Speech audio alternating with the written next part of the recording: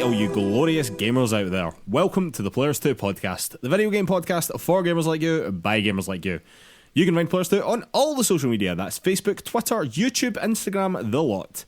You can also find our written content over at PlayersToo.com, that's PlayerStoo.com. And if you could take 5 seconds to give us 5 stars over on Apple Podcasts or wherever you get your podcasts, that would really, really, really help us out. There's a huge amount for the exposure of the show. And while you're over there, if you could leave us a little review as well, that helps us out so much. And you would be an absolute legend to us. So thank you to anyone that's already done that for us. It genuinely does mean a lot. Alright, and on with the show. My name is Mark Henderson. With me, as always, Mr. Lewis Camley. How's it going, Lewis? It's going very well, Mark. Good to see you again as ever, which is something that I do say pretty much every week these days, but it has actually been a couple of weeks since we've seen each other or spoken very much, so it's very nice to be back in front of a screen in front of you. Mark, how you doing? In front of a screen in front of you.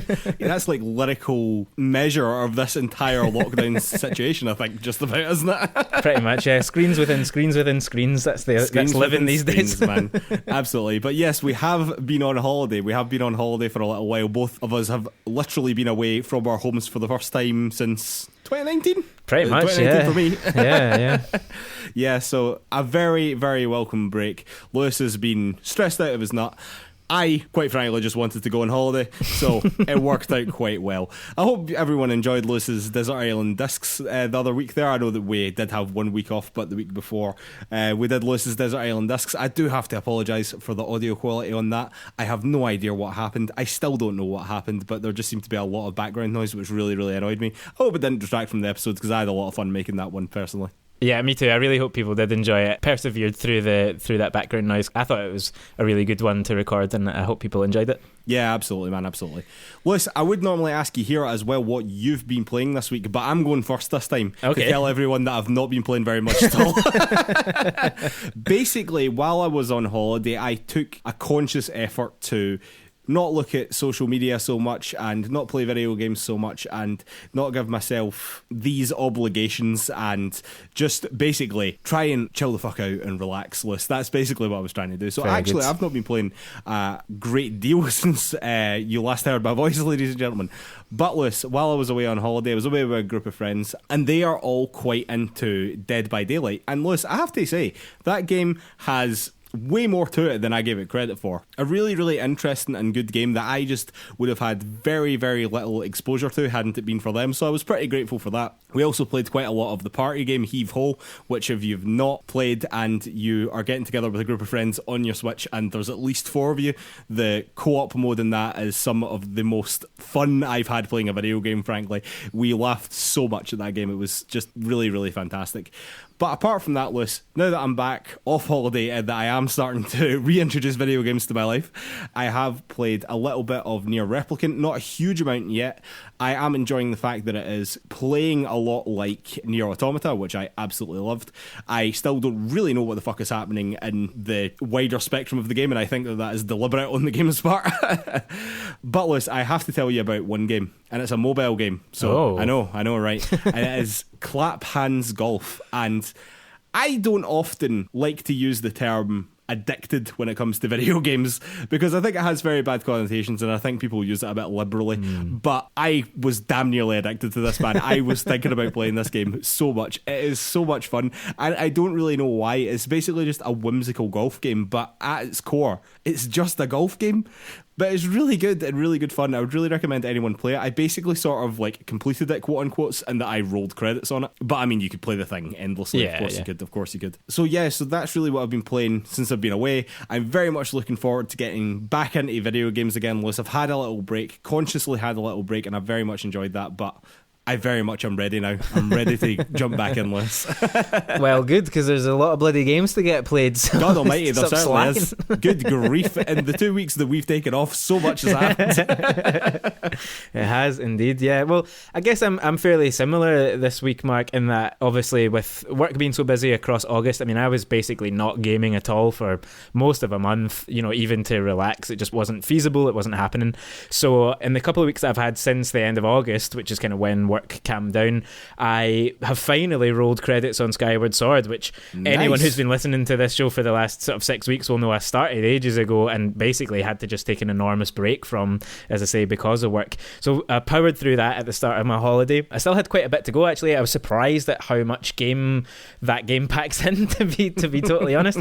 I will say I really enjoyed it, but it does get quite repetitive, I felt, towards the end. It sends you back to each of the three kind of main zones 2 or 3 times by the end to just kind of complete things or revisit areas with new powers, or, you know, it just changes the environment in slight ways, which was all quite fun in terms of the story and how it was being done, and the new challenges it was asking you to perform were good. And I've got to say, generally speaking, the puzzle design and the dungeon design in this game I thought were really fantastic in places. Not always, as these things always are, there are some misses within all that, but some great stuff there.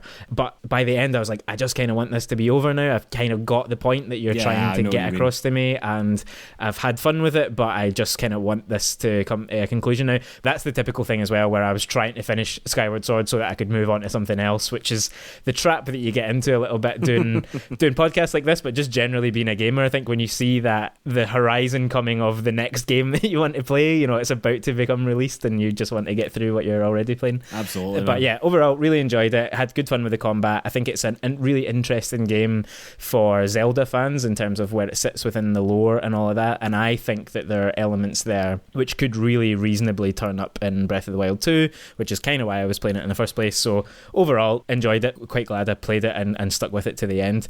And beyond that, I've not been playing a ton, Mark. I've started a game on Switch which is also on mobile called Overboard. It's a sort of reverse murder mystery game, but I've played so little of it that I'm just going to save it until I've played more to mention it more fully. And the big one, the one that you in particular have been waiting for, Mark. Is it timeless? It is time. It's got to be time. Time has come.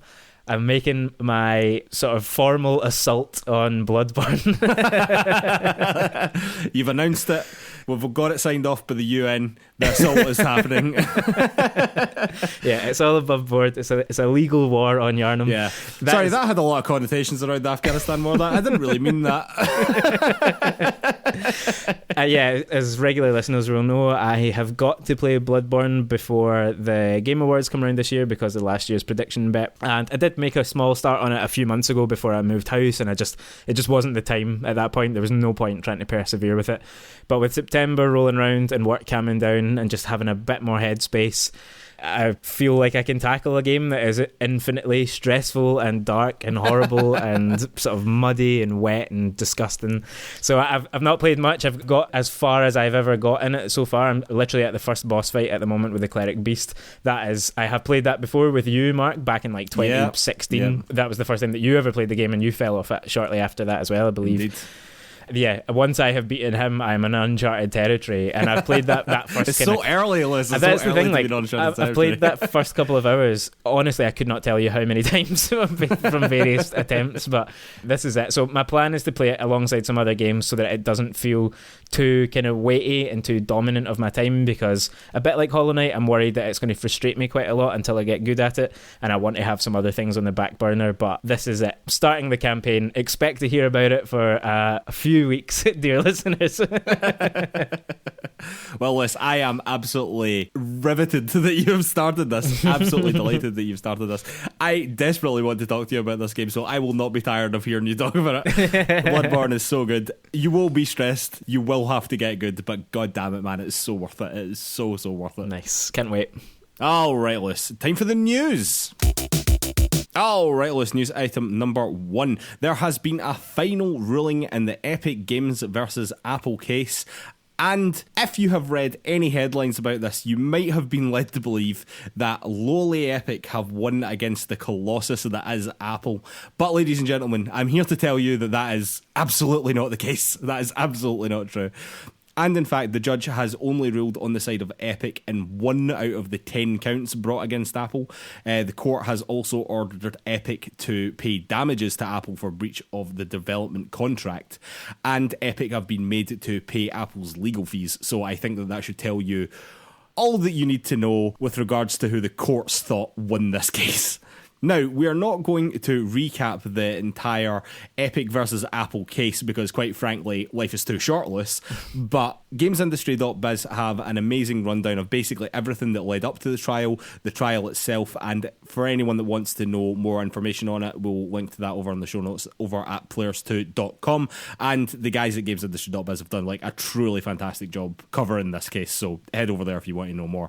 But Lewis, the one thing that the judge did side with Epic on was that Apple cannot restrict developers from including links and buttons that would point users to external payment options, meaning that developers will now be able to use alternative payment options outside of the App Store to take payments, avoiding Apple's 30% take, which will come into effect on December the 9th. But Lewis, still no competing app stores allowed on Apple devices. Apple will still be taking their 30% cut if you do choose to make your payments through the App Store.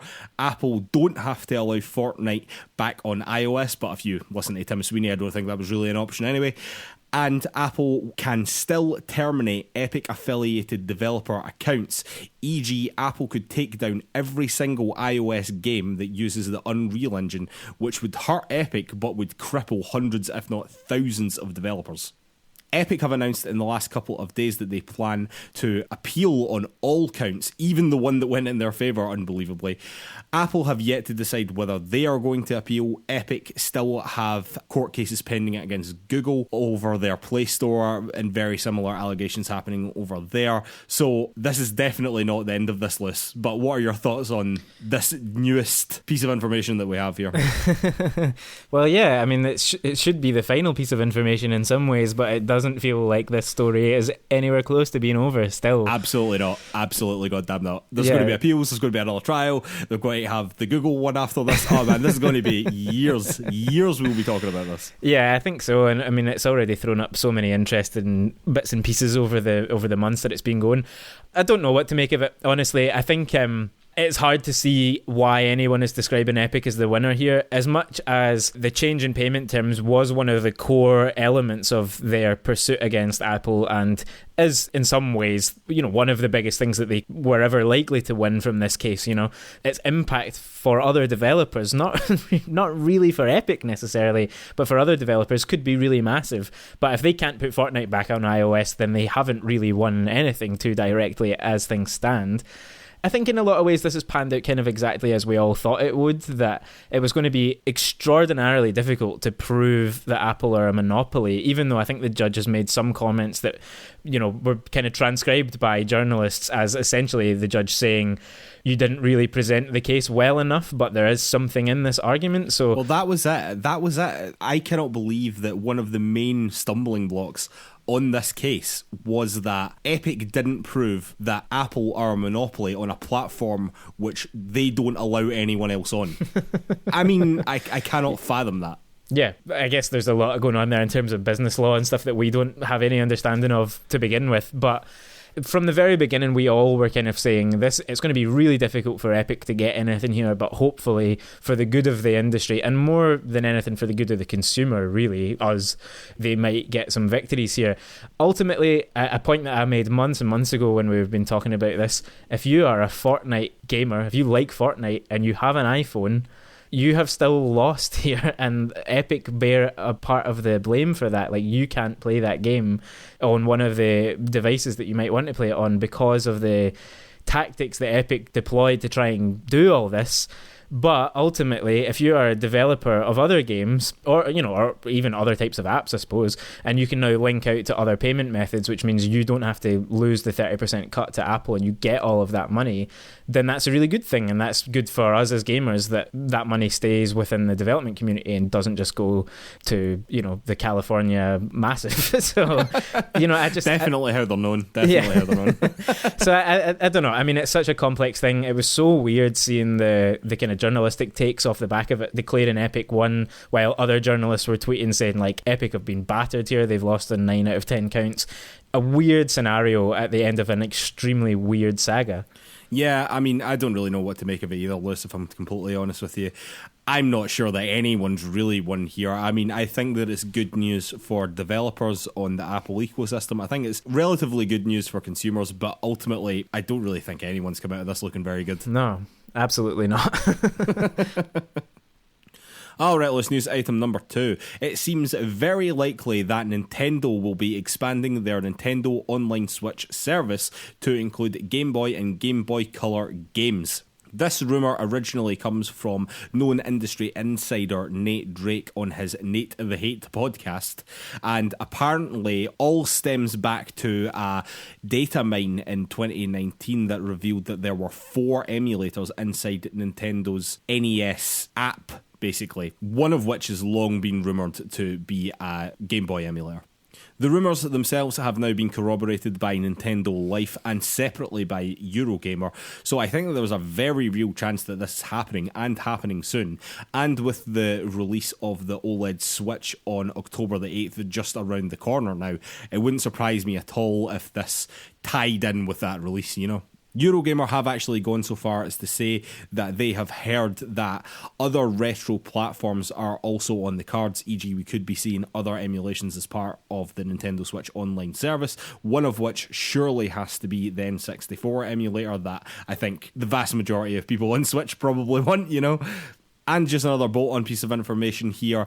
It came out today that due to the impending release of the OLED Switch, as we just mentioned, and quote-unquote exchange rates, the OG Switch will be permanently reduced in price in Europe, making it £260 or €300, down from £280 or €330. I have very little doubt that the rest of the world will also be seeing a price drop of some sort pretty soon as well.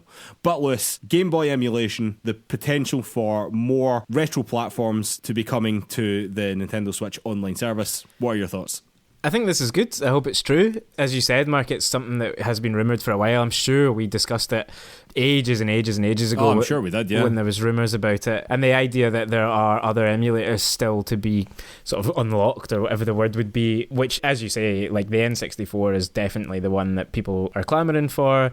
Although porting the controls for that might be odd. I mean, it's a strange controller. Yeah, but I must admit, that is what I was thinking. The controller for the N64 is a wild one. Yeah, and so they might have to be some pretty odd button mapping going on or something, or maybe they'll just start selling a peripheral. Well, that's one of their main things, isn't it, to just sell that's you what more they've done stuff. with NES and SNES, Yeah. so it wouldn't surprise me at all, yeah.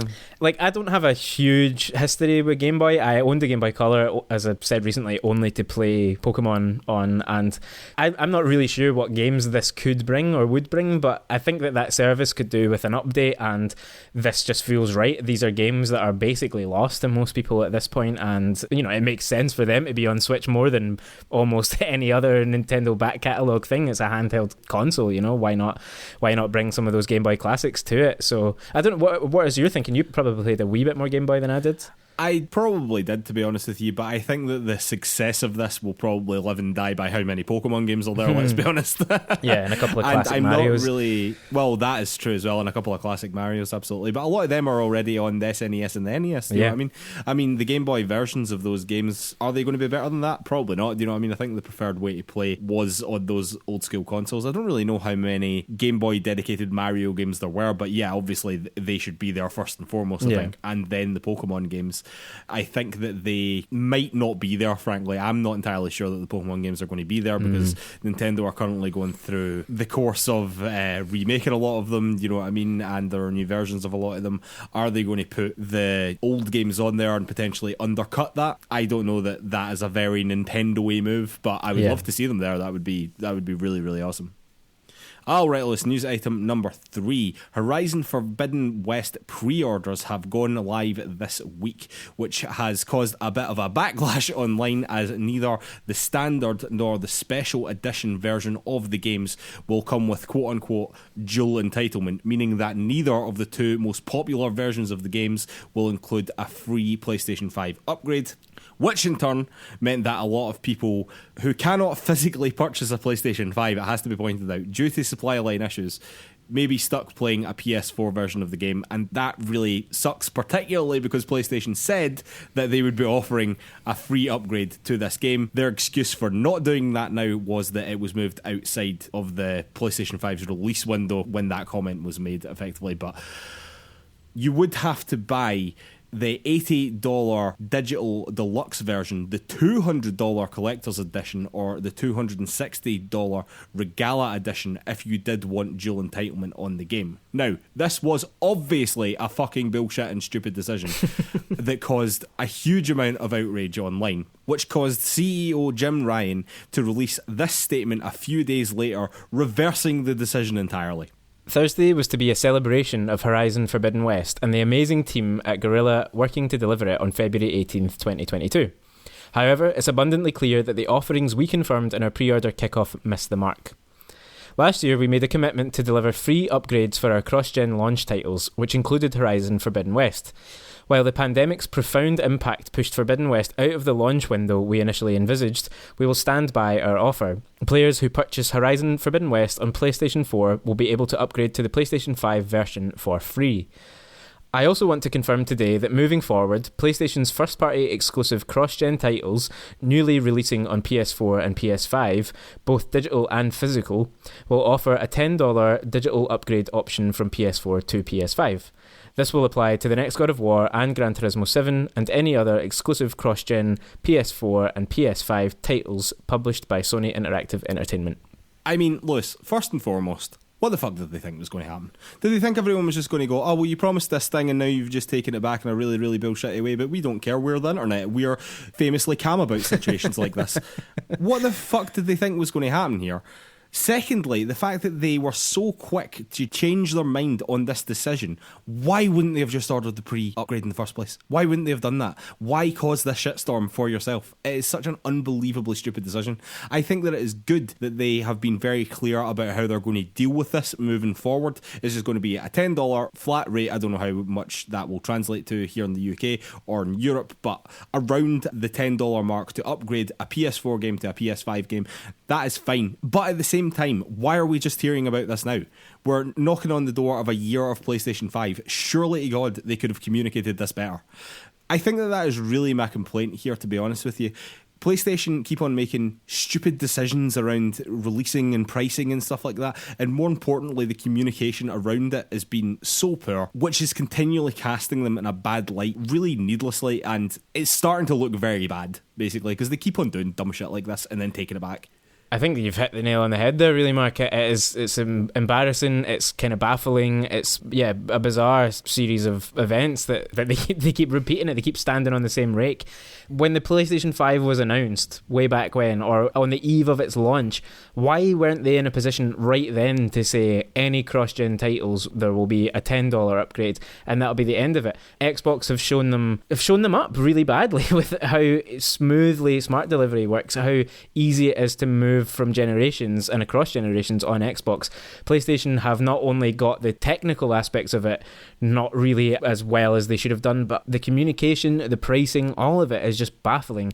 This stuff with Horizon in particular, with something like 7 or 8 different versions of the game, all these collector's editions that all offer different stuff, including bringing this cross-gen upgrade into that mix, like, that shouldn't be anywhere near that stuff, in my opinion. Like, if you want to sell an edition that comes with a statue and a fancy map and stuff, that's fine, but leave the upgrade stuff out of all of that. That should just be, as we're now seeing, something that is the same for all games, no matter what options there are, right? Going forward, it's just $10. Everyone understands where we stand. You can make your decisions based on that. They've even left themselves in the weird position now where the PlayStation 4 version of Horizon will be cheaper than the PS5 one, so you can actually get the PS5 version cheaper by buying the PS4 one and then getting the free upgrades. There's so many things going on here that for a company the size of Sony, who should have been able to see all of this coming, they've just bungled it. And it feels to me a wee bit like they had a strategy for launching the PlayStation 5 and their launch window titles, some of which, originally were not thought to be cross-generation at all. And the pandemic and the parts shortages have changed all of that, and they have not really reacted to any of it, except to get it all wrong again and again and then have to make these embarrassing climb downs. Absolutely, man. I just think that Xbox really are showing up PlayStation on particularly the communication front. Like, I just think that they are just so much more clear and concise about what they're doing at any given moment. I think that they have great spokespeople that I just don't think that PlayStation have, really, particularly Phil Spencer, you know what I mean, who I think does a great job. Whether you love him or you hate him, he's fucking good at his job, Yeah, do you know what I mean? Yeah. They just need to get better at stuff like this. It's just faux pas after faux pas, do you know what I mean? It's just, there's no need for this to happen in this way. There's no need for these stupid decisions to be made and to be kicking up shitstorms on the internet every few weeks, do you know what I mean? It's just daft. There's no need for it. Get yourselves together. As you said, I think it is a complete lack of swift reaction to a very swiftly changing world that we all live in right now, and they've just reacted poorly, certainly. Alright, list news item number 4. Some positive PlayStation news, or I see it as positive PlayStation news. PlayStation have purchased a UK-based studio called Firesprite, who had previously worked on the Playroom and the Playroom VR. The general thinking being that Firesprite will work on a new game for the upcoming PSVR 2. You may never have heard of this studio, but they are made up of ex-Liverpool studio employees who are responsible for creating the Wipeout franchise and were infamously shut down by Sony in 2012 after being with Sony from the very beginning. But this is by no means a small studio. They have 250 employees. That counts as pretty big in my book, I would say. This obviously comes off the back of the purchase of Housemarque, who recently released Returnal to a lot of critical acclaim, and Nixxes, who are specialists in porting games to PC. And I think that we are all basically waiting for the ball to drop on Bluepoint as well. Although, to be honest, I did think that would come before now. PlayStation have also invested in Jade Raymond's studio, Haven, and UK-based Deviation Games, made up of ex-Treyarch devs, and Firewalk Studios, who are made up of ex-Bungie devs, all of whom could easily be acquired by PlayStation in the future, depending on how their games do as exclusives on their platform. And to be honest with you, I almost think that is the goal of investing in those studios, you know what I mean, getting in at the ground floor sort of thing and helping them produce a big game and then hopefully bringing them on board as part of the quote-unquote PlayStation family, you know. What do you make of all this, Liz? What do you make of all these moves that PlayStation are making right now? Purchases, investing in studios. This is what Herman Hulst said he was going to do, basically. They said that they were going to be aggressively investing in first-party games, and they seem to be making good on that promise. Yeah, good to see them live up to some promises that they've made, unlike our last story. I think this is cool. I think, as you say, I didn't really know much about Firesprite, but obviously Wipeout has quite an enormous history on PlayStation, really. I mean, for most people, it would be, you know, one of the first franchise, if you go all the way back as we do, terrible old people that we are now. Terrible. It'll be one of the, you know, earliest games on PlayStation platforms that a lot of people will have played in Wipeout. So I think it's great. It's nice to see that studio that got canned are now, you know, by a circuitous route, are back under the Sony umbrella, and hopefully that is successful going forward. Who knows what they're going to make? They've been making the Playroom games recently. It seems like there's rumours that they might be doing some VR stuff, which is great to see Sony back in that and investing in studios on that side as well, if that is what they end up doing. I think generally the strategy, I quite like it. I mean, obviously it would be flashier and bigger business if they went and bought a Bethesda-style company, obviously. And none of these acquisitions or investments really compete with that directly, evidently. But I like to hope, at least, that what we're seeing is an investment in the future of the industry, rather than what Xbox did in the Bethesda deal. And no, this is no shade here at all, but they took an established thing. You know, they bought Lionel Messi and they put them into their... I mean, that's probably overstretching Bethesda. Lovely football analogy there. Yeah. You know, they took the best, or one of the best, and they brought them in-house, and it feels like what PlayStation are doing is, you know, to continue the footballing metaphor, they're investing in youth, and they're looking at, you know, what different directions do we want to go in, how are we going to build out our portfolio over the next decade or 2 decades, rather than just what big IP can we bring in. It's more like, who is the future of this industry, and where should we put our money for that? Let's make sure there's some VR games, let's make sure there's some multiplayer studios, let's make sure we're definitely investing in the best storytellers that are emerging, or, you know, in the case of Jade Raymond, who've been around for a while but need someone to back her properly. I like all of that. Let's hope it pans out that way. I mean, some of these might not go anywhere. It did feel with Returnal that was essentially an audition for Housemarque. Oh, totally. I totally agree with that. Yeah. And I don't love that. I don't love the idea that if someone puts a game out and it just doesn't quite connect with an audience, that PlayStation will kind of be like, well, see you later. But hopefully it's not as straightforward as that, and that they would just continue to work with these dev studios and help them grow and help them become something that is worthy of being part of PlayStation Studios going forward. So it's a thumbs up for me. I think I'm quite interested to see what comes of it all. Yeah, I mean, I actually think that your analogy was pretty good there, Lewis. I think that Xbox needed IP, like, right now. Mm-hmm. And I think that made the Bethesda purchase make a lot of sense, because Bethesda have some of the biggest IP in video games, and they were available for purchase, and there's very few people that could have actually purchased them in the way that Xbox did. So I think that it worked all the way around. You know what I mean? Outside of Halo, I feel as though a lot of the Xbox IP, particularly thinking about Gears of War, if I'm completely honest, have sort of waned over the years. Do you know what I mean? Yeah. Although Halo's still absolutely gigantic, of course. Whereas I feel as though PlayStation IP have really surged over the PlayStation 4 generation, really, and are still surging now. And PlayStation now are in a position where they have some of the top IP in the world, so they are looking more for not what is the biggest thing in the world right now, not what is the biggest IP that we can purchase right now, but what is the next biggest IP that we can get in on at the ground floor here. Do you know what I mean? And get something really special in their mind, probably for quite cheap, rather than spending 7.5 billion on buying a publisher. Exactly. Alright, let's finish off as we always do with a couple of shout outs. Shout out number 1, and speaking of PlayStation exclusives, Lewis, Deathloop has come out this week, and the reviews have been very positive indeed. Currently sitting with an 88 on PS5 and PC. Arcane seem to have pretty much nailed it again, to be honest with you. Let's hope this one sells better than Dishonored did. But Arcane, I think, have really established themselves as a top studio that really do not miss, to be honest. I think that they have knocked everything out of the park for quite a while now, to be honest with you. I have to say, I've been excited for this game for a long time. I know that you're basically in the same boat, Lewis, but do you think that this is weirdly a win for both PlayStation, as it is launching as a console exclusive on the PlayStation for at least a year, we believe? But Xbox now own this studio, of course, because of the Bethesda purchase that we were just talking about. So it seems to be a win for both, which is quite nice. Question mark?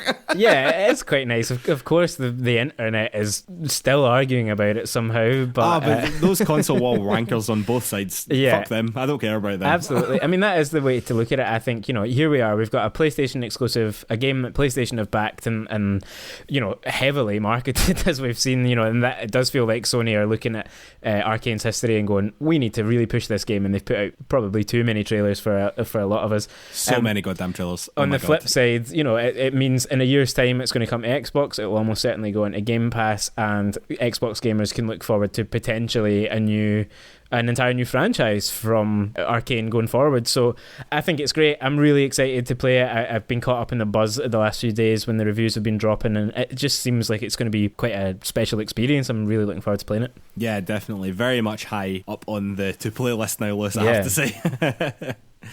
Alright, Lewis, shout out number 2. Life is Strange True Colours has also come out this week and is also reviewed pretty well, I have to say. Currently sitting with an 81 on PS5, an 83 on Series X, and an 82 on PC. The story and the characterisation of Alex seem to be the game's strong points, as you might expect from a Life is Strange game, let's be honest. But I think that review score is being pulled down a little bit by technical issues, which is unfortunate. I think that technical issues like that are probably more forgivable when the game is an episodic release. But I think when you're charging full price for a game, you really have to be sorting that stuff out. But it does seem as though Deck 9 have basically picked up from where Don't Nod left off again, including the bugs. It does seem that way, yeah, but it's been so well received by a lot of different reviewers that, and I've seen people mention it in their kind of updating Game of the Year list, that I never really thought that Life is Strange would hit again like that. I really thought Life is Strange 1 sort of caught a moment and was doing something really interesting, and since then each one has maybe not been quite as special, but here we are. Like, this has captured people's attention again. I know that you'll be playing it, right? Definitely, I would quite like to. Again, given the kind of buzz around it at the moment, I haven't played Before the Storm or Life is Strange 2, and I mean, not that they're connected, I don't really think that matters, but I feel like maybe I should play them first, but good on it for doing so well here. Yeah, absolutely. I mean, those games are not connected at all. You could definitely jump into Life is Strange True Colours and then play Life is Strange 2, then Before the Storm in backwards order if you wanted. None of that really matters, I wouldn't say. The only two that are really connected, to be honest with you, is Life is Strange 1 and Before the Storm. The other three can be played at random. But let's shout out number 3, WarioWare Get It Together has also come out this week and is currently sitting with a 75 on Switch. Basically, this game was never going to get 9s and 10s, let's be honest here, Luce. But as a party game, it honestly seems to be pretty good. And if you actually read the reviews, they say as much. It is also one of the rare cases where the user reviews on Metacritic are actually higher than the critic reviews, which I think for a game of this type is a pretty good sign. So while that score might seem underwhelming, actually for the game that it is, I think that it's fine. Alright, final shout out number 4. It has been announced on Twitter by Techland that Dying Light 2 has been delayed again. The game was due out in early December, but is actually going to be coming out in February the 4th, 2022. The game was originally shown off at E3 2018, believe it or not. And then at E3 2019, it was announced that the game would be coming out in spring 2020. But in January 2020, the game was delayed indefinitely, and there was serious questions around the quality of the game as well. And then in March of this year, after a good number of key people left the studio, it has to be said, Techland admitted that they had announced the game too early. The phrase "no shit" jumps to mind there. But recently, we have got a good number of trailers, to be fair, and we have seen a good amount of gameplay, which honestly I thought looked pretty good. I mean, considering what the game was going for, I thought it looked pretty good for what it was, you know? So let's hope that they've sorted themselves out with this long delay when they delayed the game indefinitely for a while, and that this delay is just polish, and that the turbulent development cycle is capped off with a really good game, hopefully. Yeah, take the time that you need as ever, but it would be good to see this actually launch at some point. It does, yeah, it feels like it needs to drop soon or those questions will come back, but hopefully it's just that polish, as you say. Absolutely. It does seem as though it's brushed those questions aside and now they've suddenly all cropped back up again, unfortunately. But yeah, let's hope that this is just putting the final layer of polish on a very good game. Alright, Liz, and with that, I think it's time for a beer, and then we'll be back for Topic of the Week. And we are back for Topic of the Week. Topic of the Week this week is our recap of the PlayStation Showcase, Lewis. Very excited for this one, I have to say. Was very much looking forward to the showcase, and spoiler alert, I liked it quite a lot. You're not alone. Right, so let's just jump right into it. The first announcement, and kicking off with a big one, Knights of the Old Republic remake. It was just a little teaser, no date of course, but something that has been rumoured for a long time, and perhaps a little surprising that it's going to be launching as a console exclusive on PlayStation. It is indeed, yeah, a surprise on all fronts. Didn't expect to see it here. Obviously, I'd heard the rumours before, but, you know, there's been no indication recently that we were about to get an announcement, so I think this is quite exciting. It's a little strange that it's a PS5 console exclusive, but for me, as someone who kind of missed out on it the first time round, I'm quite excited to see how good this might turn out to be. Yeah, obviously considered one of the greatest RPGs of that generation, certainly. I can understand why some sections of the Xbox console wars bullshit crowd are pretty disappointed in this, but at the same time, you just bought Bethesda for $7.5 billion. You've got the Elder Scrolls, you've got Fallout, you've got Doom. You can't be complaining too much, surely. You've got all the other RPGs. You've got all the other RPGs. We only needed one, and we got a good one. Just leave us alone. You can take all the other ones.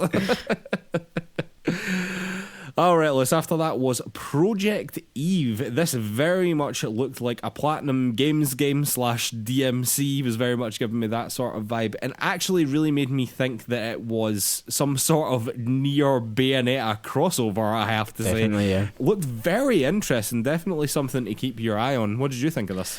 I mean, I thought of you as soon as it started. I thought it looked like it would be really up your street. I mean, visually incredible, some brilliant monster design, I thought. And yeah, exactly exactly as you say. I mean, if you haven't seen this yet and you played and liked Nier or Bayonetta or any of those types of games, I think it's something that you've absolutely got to keep your eye on, because it looks like such a clear cross between a lot of those things, set in a kind of interesting world. Or, I mean, it seemed to have kind of space elements and horror-y elements. A lot going on. Thought it looked really cool. Basically, to me, it looked like Nier, but with monsters instead of like weird robots and stuff. I was quite into it, man. I've got to say, I was quite into it. After that was Tiny Tina's Wonderland. It looked very much like Borderlands, I have to say. This game obviously being a Borderlands spin-off, but with a fantasy aesthetic. But also, Lewis, it looked very much like Borderlands with a fantasy aesthetic, you know what I mean? Which was a little bit disappointing. I thought that they were maybe going to do something a wee bit different with this game, but it does really seem to just be Borderlands but with a fantasy aesthetic, you know? Yeah, I thought they might have been doing something different around the sort of D&D aspects of it all. It did seem to have some sort of overworld going on at one point within the trailer. Yeah. I don't know what's going to come of that, but coming on March the 25th, definitely something to keep your eye on. More Borderlands is no bad thing, frankly, but I did just think that it might have been slightly more than, once again, Borderlands with a fantasy aesthetic. After that, Lewis, Forspoken, and we got to see a little bit more of this in terms of the gameplay, and we learned a little bit more of what was actually happening in the world in terms of the story. I have to say, I thought that the environments looked fantastic. Some of them looked amazing, frankly, but the character models looked quite Square Enix, and take that for what you will. But to be honest with you, I really don't care about any of that, because the combat and the movement in this game looks absolutely incredible and frankly insane. It's coming in spring 2022. I have to admit, the more we see this game, the more I'm getting excited for it, despite some dodgy character models. Yeah, I really agree. I thought it was a great trailer. It showed a lot of different sides of the game. Sort of has almost like a sort of Assassin's Creed feel about it in terms of the real world, and then enter in this other kind of dimension or whatever's going on. You know, a bit of a fish out of water character. As you say, the movement, the combat, all of that side of things, the powers that she seems to have, I think are really impressive and quite exciting. For me, that it wasn't the character models that was the downside, it was the dialogue. I thought the writing, that was what made me go, oh, this isn't a first party Sony game, it's a Square Enix game. I just thought that particularly the way the bracelet thing was talking to her, I was just very quickly like, oh, I hope that they aren't just chatting back and forth all through the game constantly with funny little quips, you know. I was just like, just run about, just blow stuff up with your mad powers. That's the cool stuff. Stop talking. Stop talking. We're being very rude to Square Enix here, Les. Very rude indeed. After that was Rainbow Six Extraction. Not sure that we learned anything at all from this trailer, if I'm totally honest, in terms of the story or the gameplay. But the game is coming out in January 2022. After that, Lewis, was the Alan Wake remaster. This, again, is apparently the first time that this game is coming to the PlayStation, which I didn't actually realise, I have to say. Alan Wake is always something that I sort of wanted to play but never really got round to it, to the point where apparently I never even tried to search it on the PlayStation Store because I wouldn't have found it. So I didn't even realise that. It's coming on October the 5th. This has been rumoured for a long time, and I think that a lot of people are going to jump on this basically because the game has a fantastic reputation. It's got a bit of a cult following. It definitely made Remedy the studio that they are today. I don't think without Alan Wake we would have Control, and that would be a real shame. Yeah, I think this is great. I'm quite looking forward to playing it. I actually did buy the original on the Epic Store a wee while ago because it was going super cheap, and just haven't got around to playing it yet, but I'll definitely be picking it up on PlayStation at some point. If it in any way continues this relationship with Control that Remedy seem to be building, I think it is exciting times for fans of both of these franchises because, yeah, as you say, it's a cult classic, and I think that a lot of people are going to want to dive into this. After that was GTA 5, which announced that it was coming to its third PlayStation console, Lewis. It's coming on March the 22nd. That'll be coming on Xbox as well. It's just the next gen version of GTA 5. The legs on this game, Lewis, are simply unbelievable. After that was Ghostwire Tokyo. I still don't really know what to think about this game, I have to say. I went from being very excited about it to really not being so excited about it, and then I saw this trailer again and I was like, no, I do actually think that this looks really good. In terms of the aesthetic, I'm getting a real, speaking of Control, a real sort of Japanese Control vibe about it, which I'm really, really into. But no date still. This game was supposed to be coming out this year, so far as I'm aware, and we still don't have a release date, which is slightly concerning, I would say. Yeah, and had lost its director before and stuff. I totally agree with you, Mark. The aesthetic, the world, all of that stuff really appeals to me, but the gameplay that we've seen doesn't really turn me on too much, so I'm still kind of waiting to see a bit more of this before I come down on either side. After that was Guardians of the Galaxy. We got to see a bit more in terms of gameplay and learned a bit more about the story as well. I think Eidos Montreal have clearly learned from some of Crystal Dynamics' Avengers mistakes. I'm not sure the game could have went much worse for Crystal Dynamics, to be completely honest with you. I really don't know how you fuck up the Avengers in this day and age, but there we have it. I think that this game seems to be differentiating itself from the movies well enough. I think that it looks like it's really nailed the tone that Guardians of the Galaxy is famous for, that the comics were famous for even before the movies. I am basically 1,000 times more interested in this game than I ever was in the Avengers. Not that the Avengers was setting that bar very high, because 1,000 times very little is still very little. But it is coming on October the 26th. Yeah, I can't see myself playing this, to be honest, but it does, I agree with you, it looks better than the Avengers game looked ahead of its launch. I'm sure for fans it's going to push the right buttons, and that's kind of what it's there for. Yeah, absolutely. After that was Vampire the Masquerade Blood Hunt, and we actually got to see some gameplay this time, Lewis, which is good because I wasn't really sure how this game was going to look. This is the Vampire the Masquerade Battle Royale game. To be honest with you, Lewis, I was sort of pleasantly surprised. I thought this game could have been an absolute car crash. It's not for me. I'm not going to play it. It's supposed to be coming later this year, apparently. But I'm glad that we got to see some real gameplay and get a better idea of what the game actually is. And it looks a lot more fun than I think I'd initially give it credit for, to be honest. After that was the obligatory Deathloop trailer, of course, Liz, but we have already spoke at length about that and the game is already out, so let's just skip over that entirely to possibly the weirdest announcement of the whole showcase was Kid Amnesia Experience, which is something by Radiohead and Epic Games. Lewis Camley, possibly the biggest Radiohead fan I know. Thoughts?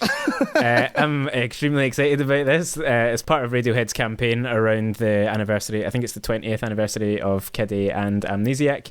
No idea what this is going to be. Some sort of interactive, playable experience, exhibition, who knows.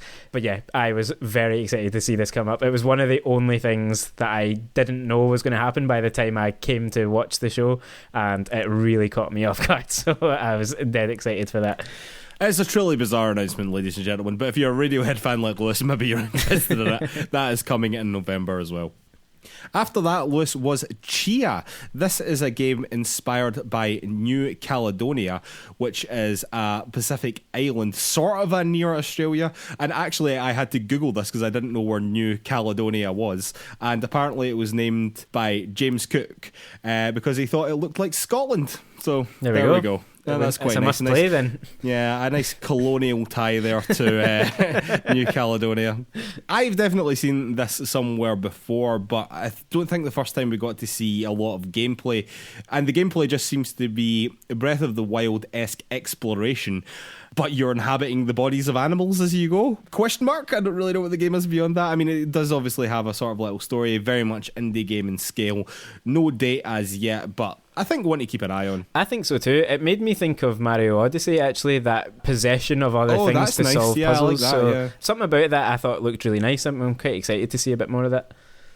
After that, Lewis, was Uncharted Legacy of Thieves Collection. This was the long-rumoured remaster for the PlayStation 5 and PC, but it does only contain 2 games. It's only Uncharted 4 and Lost Legacy, I believe.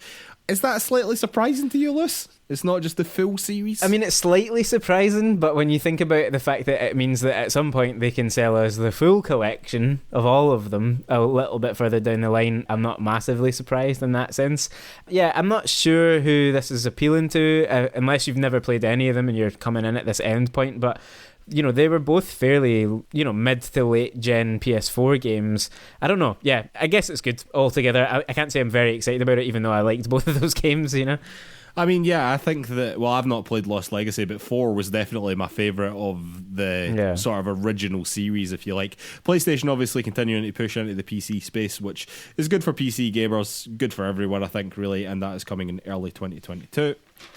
Sorry if you can hear the paper turning, ladies and gentlemen. We are on physical notes, of course, because it is a big showcase. But Lewis, after that was one of the biggest, in fact, definitely the biggest surprise of the showcase. It was Marvel's Wolverine. And this is coming from Insomniac of Spider-Man and Ratchet fame, of course. Again, this was an absolutely huge surprise to me. I don't think that there has ever been a good X-Men game, so far as I'm aware anyway, but in Insomniac we trust. It was literally just a tease, no date at all, but what were your thoughts on this? I mean, completely stunning, as you say. Not rumoured, not leaked in advance, given that it's a Marvel property, given how popular Wolverine is as a character. I mean, there's long been a clamour for a decent Wolverine game, but I don't think we've ever really had one, never mind for the wider X-Men either. I don't know what to think of this. I don't know what type of game this is going to be. I'm not sure, looking at what Insomniac do. I mean, it would be easy to think that it's just going to be a Spider-Man clone, but with Wolverine, but it doesn't really fit and doesn't feel like it would work. So is it going to be a brawler? Is it going to be a more mature game even than Spider-Man is? It looks it from that little teaser. A lot of big questions. I'm a little wary of Insomniac becoming the Marvel studio. I hope that they don't just start making Marvel games kind of exclusively, but altogether this is super exciting. Can't wait to find out a bit more about it. Well, Insomniac's track record says to me that they do not miss. Yeah. Talking about Arcane and studios that don't miss, Insomniac do not miss. So I am all on board for this, and I'm very excited to learn more about this game. After that, Lewis, was Gran Turismo, and I'm going to be brutally honest here. I think that this was one of the major disappointments of the show. Not that it was particularly a game for me, it wasn't a game that I was going to play, but in terms of racing games, I don't think that it looked as good as Forza, basically. I don't think that it looked bad, I think that it looked pretty good, to be honest with you, but Forza looked absolutely jaw-droppingly stunning, and it didn't look to that level, do you know what I mean?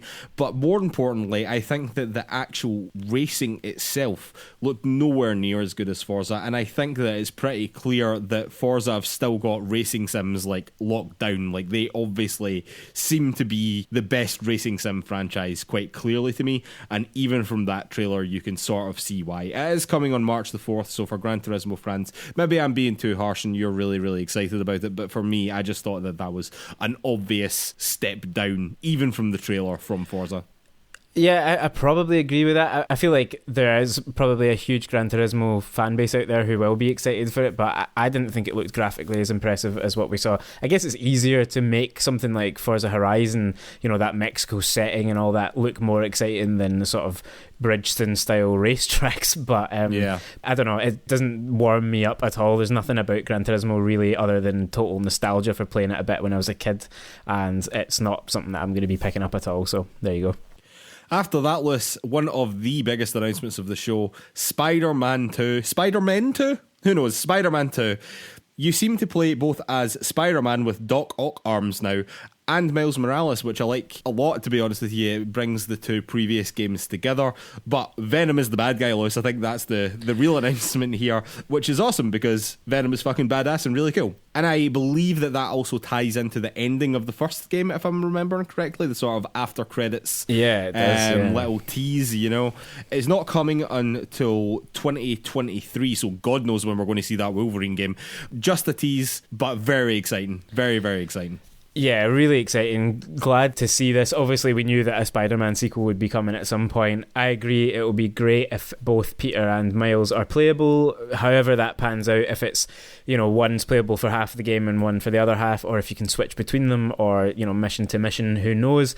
I think the thing with Venom in particular is there was another voice throughout that trailer. It's someone else who's speaking the villain lines, and obviously the first Spider-Man game had multiple, you know, the Sinister Six were basically in it by the end.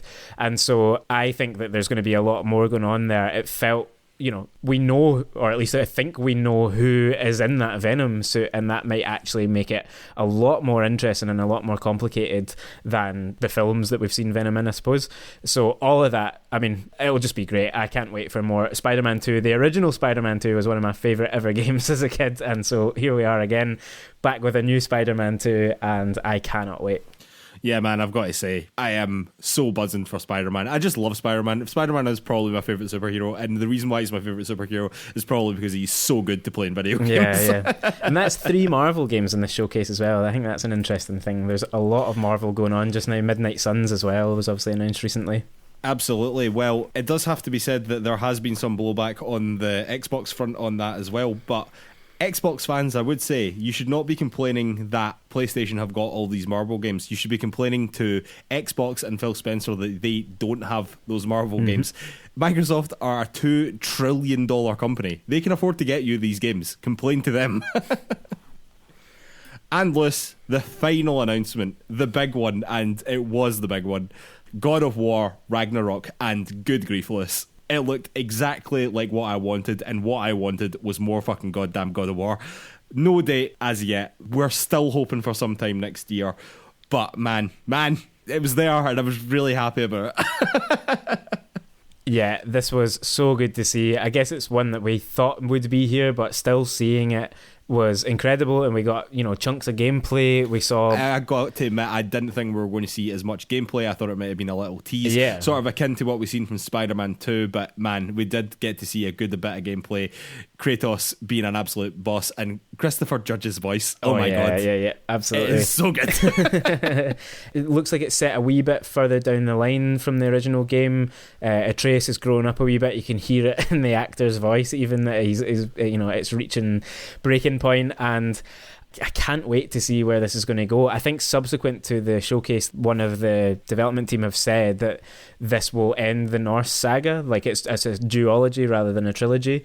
Who knows whether that'll definitely be true, but as we've discussed before, like if Ragnarok is coming in this game, and you can't call it that surely if it's not going to happen, this is going to have some pretty meaty climactic stuff. So given how fucking incredible the first game was, I cannot wait to see more of this. Hopefully it's coming pretty soon, but if we have to wait for this, it's definitely going to be worth it. It looks like more of the same in a lot of ways, but that is not a complaint at all. Like, just fill out the rest of that world. There was realms we never got to go to in the first game. Let's go there. Let's find more stuff. Let's kill Odin. Absolutely, man. I thought that it looked great. I really, really did. I cannot wait for God of War. And that was it, Lewis. I have to say, there's been a lot of negativity, even on this podcast, around PlayStation, but there's one thing that PlayStation does well, and it's sell itself in showcases like this. I thought that this was a fantastic showcase. It was a really good length. Please take note, Xbox. This is a good length for this sort of showcase. It felt absolutely loaded. It wasn't broken up by deep dives into the devs. Like, I'm sure that whenever God of War rolls round, there'll be loads of deep dives into that. I'm sure that when Spider-Man rolls round, there'll be loads of deep dives into that. That is when you would want to see the devs. We want to be told in detail about what is happening with the game. And this is just a trailer showcase. I honestly thought that this was absolutely fantastic. I really did. Because this was basically their E3, or that's how I was seeing it. Do you know what I mean? This is akin to what they would have been doing at E3, but no one's really treating it in that manner. Nobody's comparing it to Xbox's E3 presentation, which was also really good, but no one's comparing it to anything else. They're totally in the spotlight by themselves. As far as I'm concerned, they've pretty much nailed it, and I think that really that gamble of not going to E3 and doing something later in the year, when you have a showcase this strong, it sort of paid off, really, didn't it? I think so, absolutely. Yeah, they've set the news agenda since that showcase came out. In fact, even from before it, just with the rumour mill, I think they absolutely knocked out the park. They brought banger after banger. Everything that they showed looked good, pretty much. And all the games that we were, or most of the games that we were hoping to see were there. We didn't get too many repeats of stuff that we've already seen.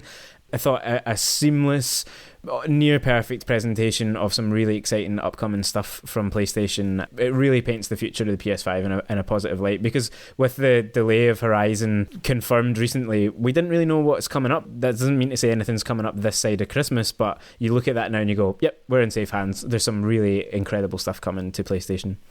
Absolutely, and again, I cannot stress enough the fact that this was only 45 minutes was so good. It was so fantastic. Alright, Liz, I think we'll have to call it a day there. I'd like to remind everyone that you can find PlayersToo on all the social media. That's Facebook, Twitter, YouTube, Instagram, the lot.